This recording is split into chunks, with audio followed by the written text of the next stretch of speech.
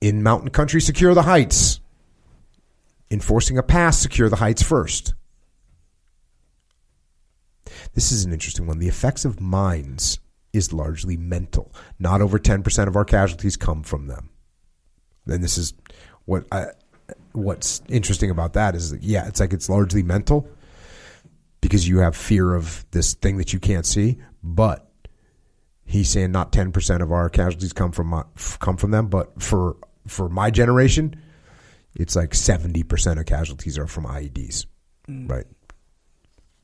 So a little different than just mental. Never permit a unit to dig in until the final objective is reached. Then dig in, wire, and mine. Take plenty of time to set up an attack. It takes at least, here's why I put it. It takes at least 2 hours to prepare an infantry battalion to execute a properly coordinated attack. Shoving them in too soon produces useless loss. What's funny about this is nowadays we will take 2 weeks to prepare for an attack. So he's saying, look, hey, you need 2 hours. And the thing is, he's right. If everybody knows their jobs, you put together a simple, clear plan that's flexible, you don't need all this time. In battle, small forces, platoons, companies, and even battalions can do one of three things: go forward, halt, or run. Think about life. Think about what you can do in life. You can go forward, halt, or run. What else is there? Go forward, halt, or run. He continues. If they halt or run, they will be an even easier target. Therefore, they must go forward. When caught under fire, particularly of artillery, advance out of it. Never retreat from it. Artillery very seldom shortens its range. So think about that. How often are we in a position where we can go forward, we can halt, or we can run? And what he's saying is you're getting attacked. Instead of going backwards, go forwards. General training. Again, skipping a bunch of sections, but general training. More emphasis will be placed on the hardening of men and officers. All soldiers and officers should be able to run a mile with combat pack in 10 minutes and march 8 miles in 2 hours. When soldiers are in actual contact with the enemy, it is almost impossible to maintain physical condition. But if the physical condition is right before they gain contact, it will not fall off sufficiently during contact to be detrimental. Hardening of men and officers. That's what we're doing. Just hardening. Doesn't sound very comfortable, by the way. It is not. Not meant to be. Our ability to fight at night as opposed to move into position at night for a dawn attack is pitiably bad. We must learn to execute the attack in the dark. This might be one of my favorites. Sharpen axes, pickaxes, and shovels now and keep them sharp. Just think about that.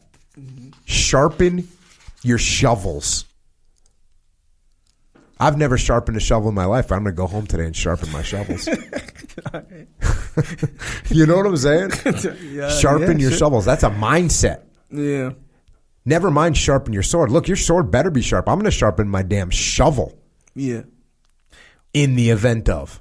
Was that just get ready, be ready? Yeah. Stay ready. Stay ready. I might have to hit you in the head with a pickaxe, and I want it to go clean through. Or dig a hole real quick. Or dig a hole. Either way, I'm going to be ready. Yep.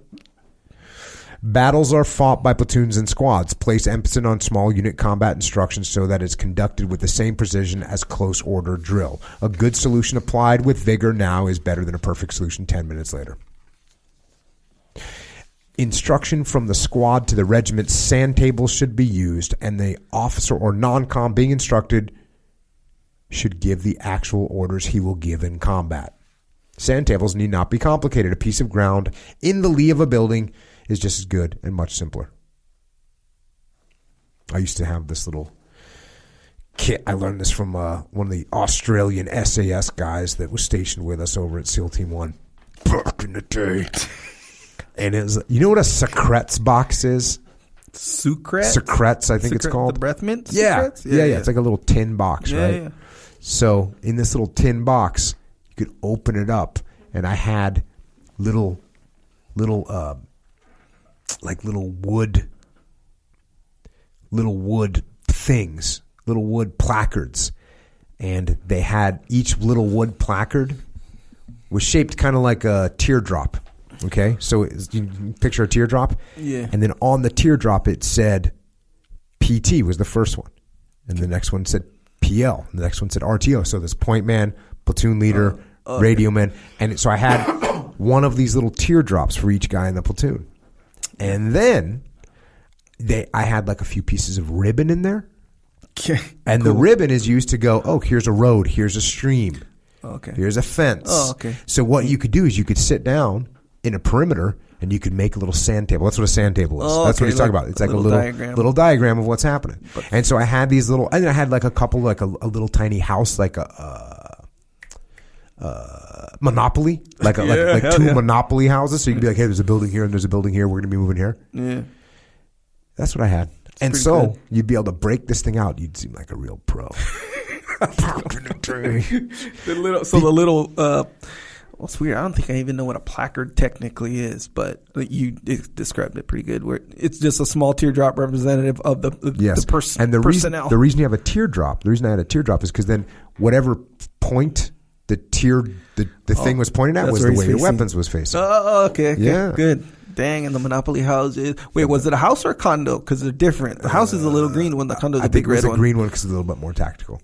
Yeah. And those were only because you couldn't actually show, but you could show how you're going to set up. That would be like the target. So now we see how we're going to set up. Like targets here, boom. You guys are going here. Here's where we're going to maneuver. Yeah. And then because it's way better, it's just nice.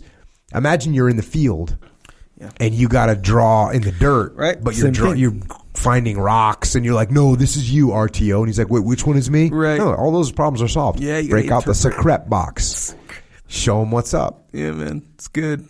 Yeah, they do that on a lot of movies. For sure. What, the secret box? No, not this particular one, but just create a diagram of the plan, and it's like a rock, sometimes a rock, depending on the movie, obviously. Like on Back to the Future. Yeah. What's his name? Doc Brown, whatever. He made he's like, please excuse the crude mock-up. I didn't have the time to do it to scale, and it's in all Ramadi, perfect. we would go to like these briefings, battalion briefings or brigade briefings. They had massive sand tables. You'd walk around on them. Oh, okay. Like all the roads were laid out. A road would be 4 inches wide, 6 inches wide, and all the buildings built out of blocks. Yeah. Out of just 2x4. Some private was sitting there sawing up 2x4s and gluing them together.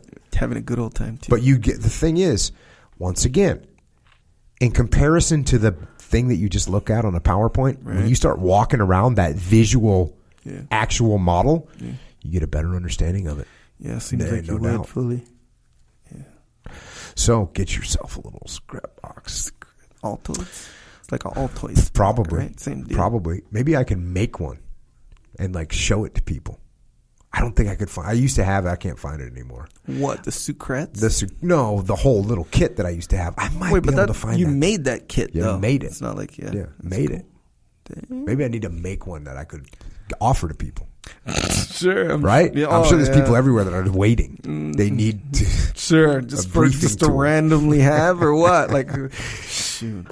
All right. Yeah, I think that's a DIY situation. You just make yourself. I'm not going to make them. Part of the value. Decision's been made.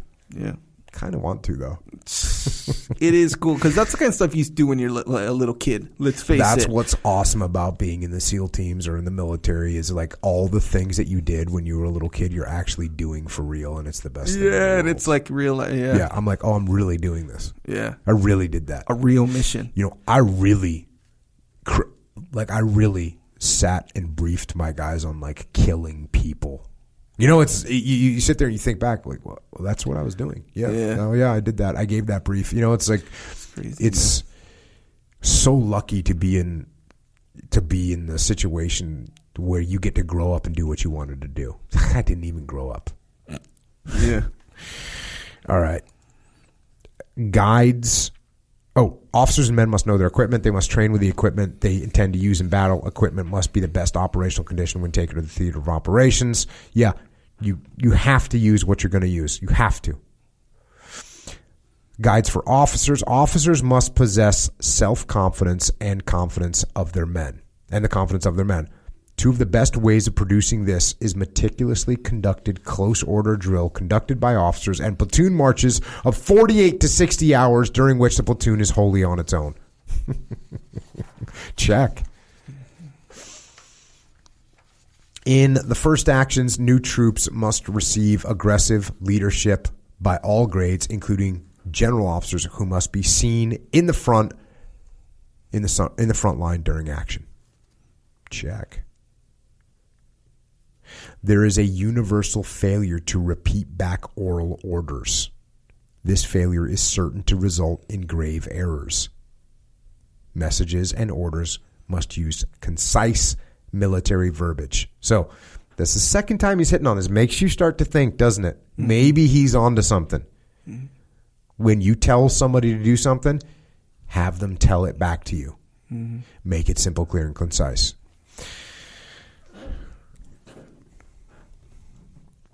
German prisoners over 40 talk more easily than the younger ones. They must be examined separately and not returned to cages where the young ones are. Prisoners other than Germans usually talk freely and inaccurately. They too should be examined out of hearing and later separated from the young Nazis. Yeah, you can imagine. I mean, just like we read in unit, it's not unit 731. Oh, Ordinary Men. In the police battalion, the older Nazis, like they weren't convinced. You can imagine when you capture them, they're like, all right, let me tell you what's going on. You capture a young, militant, 15-year-old Nazi Hitler Youth. He's not going to say anything to you. He's going to say blood and honor, and that's it. Yeah. There is a tendency for the chain of command to overload junior officers with excessive requirements in the way of training and reports. You will alleviate this burden by eliminating non-essential demands. Boom. There you go. Everybody should listen to that. Part of it, you know how you get in situations where your basic attitude, it sucked for me. I had to go through it. Now I'm going to make you go through it too. Yeah. That's what I think. Some of this is because of that. Some of it's because people lose memory of what it was like. Yeah. And so they just carry on a tradition. Some of it's like, I had to do those reports when I was a new guy. Now you're going to do them too. Yeah. I wonder, what do you think about that? Where, there's kind of two parts. There's the part where it's like, there's some valuable things that a new guy has to go through that seem like a hazing or a blah, blah, blah. Yes. But it actually serves the actual purpose, right? And then there's that additional, like, that's the tradition. As a new guy, you got to, I don't know, pay your dues, for lack of a better term. Do you think there's value in that? There is some value. There is definitely some value. And also, and Leif and I talk about this all the time, when we got told to do paperwork and Leif and Seth didn't want to do paperwork and they're like, Jocko, can you put a stop to this? And I'm like, no, actually, we're going to do the paperwork. That doesn't mean that I said, I like doing the paperwork and I think it's beneficial. No, I was trying to build a relationship with my boss. As often as I could, especially overseas, I tried to eliminate as much paperwork as possible. Wasn't always successful, but I tried. Yeah, and there is, and when I went to officer candidate school, there was all kinds of things that seem really dumb when you're there. Especially, I went there and I'd already been in the Navy for 8 years, so I kind of understood what was happening. But those people that had just been in the Navy for 10 weeks, when the drill instructor finally said, "Hey, this is why we do this to you," and everything kind of makes sense. So there's definitely something, not looking at your meal while you're eating it, right? What does that do? It develops your peripheral vision. Yelling everything that you say, what does that do? It allows you to speak with more confidence. Yeah. It makes you learn how to think before you speak. Think about every time you talk, you have to yell at the top of your lungs. That's what you have to do at officer candidate school. Every single time you talk, the entire time you're there, you have to yell at the top of your lungs.